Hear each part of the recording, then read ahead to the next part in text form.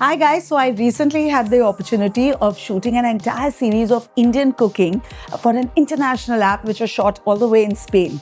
Now I'm very fortunate that I'm being able to share this on my YouTube channel because given my growing international audience, I thought a series in English will be well appreciated. Isme na, we have simple recipes like how to boil rice, how to make paratha, to some more exotic recipes like tikki chole and biryani. So all of this is available on this entire series. Do watch it and don't forget to share your feedback. Hello and welcome. I'm Chef Amrita Raichand, your friendly Indian chef. And today you might be surprised to see me in a sari, but you shouldn't be. After all, this is our traditional wear and I absolutely love wearing saris. Thought, why not do one of the recipes in something that I'm also comfortable in? There is a really interesting story behind why I'm wearing this sari today, and it's got something to do with today's recipe. So what am I making today? I am making something that's called jungli meat. I'm simplifying it for you. It's actually called jungli mas. What it means is it's made in the jungle and it is made very, very simply. It was actually made by hunters. So when hunters went out, they would hunt for their favorite meat, and since they couldn't carry too many spices, this recipe was created in the jungle. All it has is just 3 ingredients: salt, garlic, and chilies. But don't worry, I'm going to tone it down for your palate. So without much ado, let's begin with jungli meat. So basically, my husband is from Rajasthan, and this is how they wear their saris there. This is a typical shaded sari, which you will get in Jodhpur, Jaipur, and they are in all possible colors. So next time you visit India, I would highly recommend you look for these saris. All right, enough of the clothes. Let's get on with this recipe. Now, I know you all have very often heard of butter chicken, perhaps made them at home as well. Chicken tikka masala, butter chicken, butter dal is all that usually comes to people's mind when they talk about Indian food. But all my recipes are something you probably won't even find on YouTube, because these are recipes that are made in my house. And I want to share them with you with all tips and tricks, with all little nuances that go behind Indian cooking, so that you can make all of these recipes very easily at home without getting intimidated. Now, this recipe, like I mentioned, is very simple. It hardly has any ingredients. So I'm going to tie up the sari like the way we Indians do when we start cooking. And let's begin with the action. Now, okay, so here's the pot that I have heated, and in goes ghee. Yes, I'm sure by now you know what ghee is, and by now you've also realized how healthy ghee is. It's actually great fat, very good for your system, and it's much better than most refined oils. So don't get scared by the quantity of ghee that goes in. Actually, I am making this recipe with chicken. Ideally, this recipe is made with mutton, which is goat meat, and that takes almost 2 hours to cook because you have to cook it on slow flame and very slowly tenderize the meat. Now, since chicken is a much easier meat to cook, this process is going to happen in about 20 to 25 minutes. And like I said, I'm here to simplify recipes for you, which is why this version, which is going to be equally tasty, mind you, but much quicker. Okay, so we allow the ghee to melt properly. All right, now once the ghee melts, we are going to add garlic cloves to it. Now, these are going in whole, as you can see. As I mentioned, this recipe was made in the jungle. I mean, nobody really carried knives with them. So whatever they found, they just smashed it and added it to the fat that they were using at that time. So I'm going to add these garlic cloves just as they are. And lots of them go in because, like I said, it's only 3 ingredients. So all the flavors need to just come through beautifully. And what's so interesting is, I'm sure you've done this in your cooking as well. I'm sure you've roasted garlic in the oven, and then the garlic changes its taste, doesn't it? It becomes sweet. Now, that's exactly what's going to happen in the pot as well.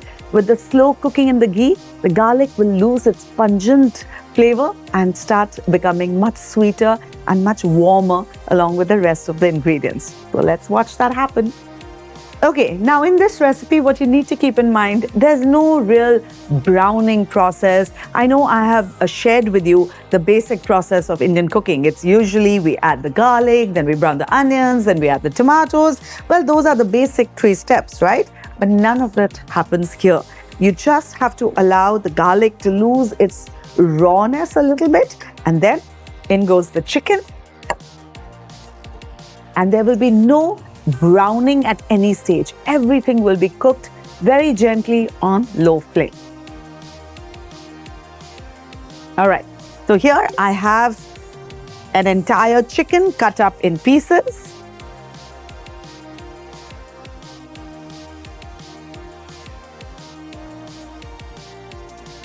Now, a very important thing to keep in mind when you're cooking with meat is that it should be at room temperature before you start cooking it. All right, nicely wash it. Now, I like to use absolutely skinless meat here, but some of the pieces still have the skin on. I will just have to deal with it. That'll just add some more fat to the already fatty recipe, and it'll only add extra flavor to it, so not to worry. All right, the chicken is gone in. We've added the salt. Now we're going to give it a nice mix.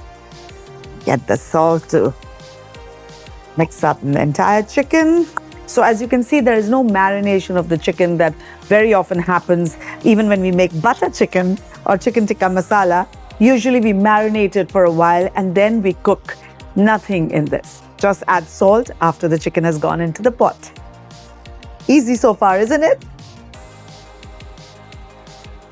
All right, now most of the job is done. After this, the main ingredient of this recipe goes in, and do not get scared when you look at this. Yes, these are red chilies, but mind you, they're not the spicy ones. These are Kashmiri red chilies, and I know they are easily available all over the world because I got these here. Now, what this process will do is it'll take off the excess heat of the chilies. In any case, these Kashmiri chilies are not very hot in terms of spice. But once you remove the seeds and soak it in water, whatever little heat is remaining just disappears. So all it does in this recipe is add this delicious flavor and the color to this jungli meat. So let's do that. Okay, now once the chicken starts changing its color, as you can see here, a lot of it has turned white. That's the point when the chilies go in. So let's do that.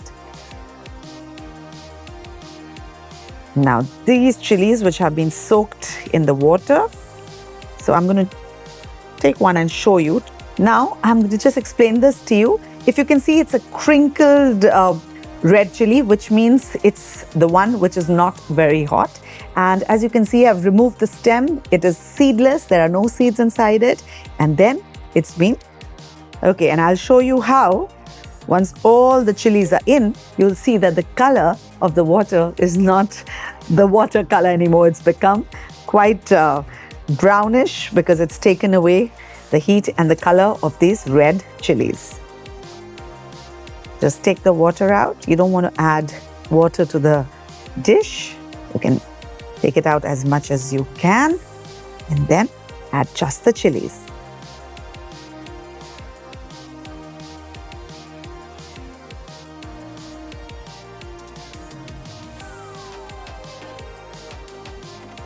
There. Look at that color. So different than regular water, isn't it? All right. Now we're just gonna mix all of this in.